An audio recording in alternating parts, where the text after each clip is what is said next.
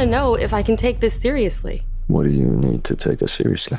Austin, I think it's fair to say this is your most human role since your leading man explosion in 2022. And what I find fascinating about Hank is you got so lost in this character despite him being such an everyman. And I don't want to speak for you, but I'd imagine as an audience member, I look at a Fade Roth, I look at an Elvis, they change you so much physically. So I feel like it might be a little bit easier to get lost in those characters. Yet 5 minutes into this movie, I see Hank Thompson first, Austin Butler second. Can you talk to me about your preparation process for getting lost in a character that mirrors you physically?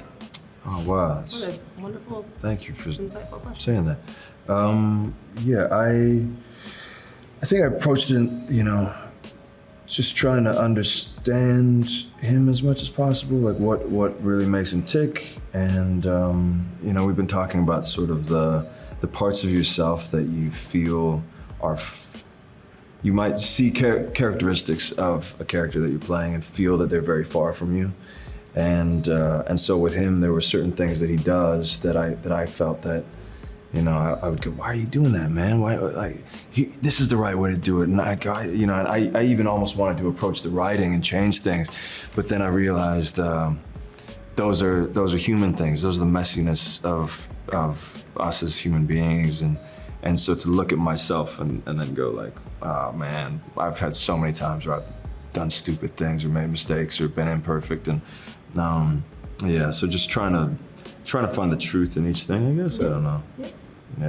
Yeah, there's such a great dynamic between you two with Yvonne and Hank specifically. Yeah. I love the exchange of dialogue that they have every time they leave each other. It's, I'll call you later, you have my number. But the last time that they have that conversation, it's not you have my number, it's Oh, I love that you picked up on that. Yeah, we talked about this. It changes so much about that dynamic, especially after the conversation they have leading up to it. Yeah. I mean, I feel like I already set up, you guys already know the question, but can you tell me what her headspace is in that moment when she just says, and not you have my number? I feel like she's, really questioning, if he's gonna be okay. I think she's worried about him in general, but I think she also realizes that they're not on the same page and maybe won't be on the same page.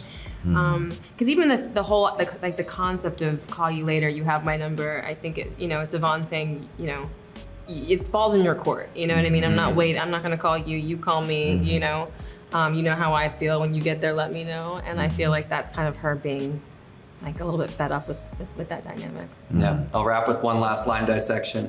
There's a moment when you're talking with Elise and she's like, oh, you played ball, and he's talking about how serious it was, and she just dismisses it as high school ball. And you're like, I played real ball, because to Hank in that moment, that high school category was still the big leagues to him based on how serious he was taking it. To kind of flip it on you guys as actors, was there ever a project you worked on in those early years where maybe the general audience didn't understand the gravity of it, but it meant a lot to your development as thespians, as actors? That's a good question. It's funny because you also don't think about they didn't understand what the audience thinks. Yeah, I'm sure some people have that. I for so long felt that I wasn't.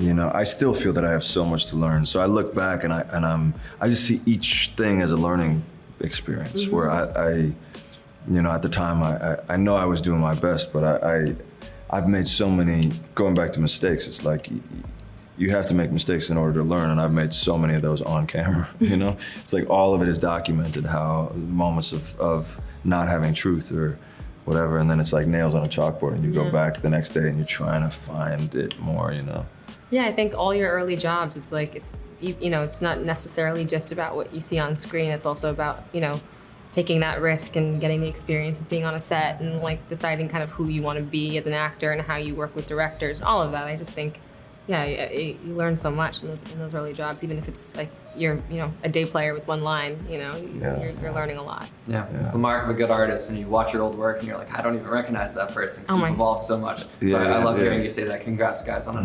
Thank you. Thanks so much. Thank you so much. I've got to fly back to London. I need you to take care of my cat. I like cats. I like dogs.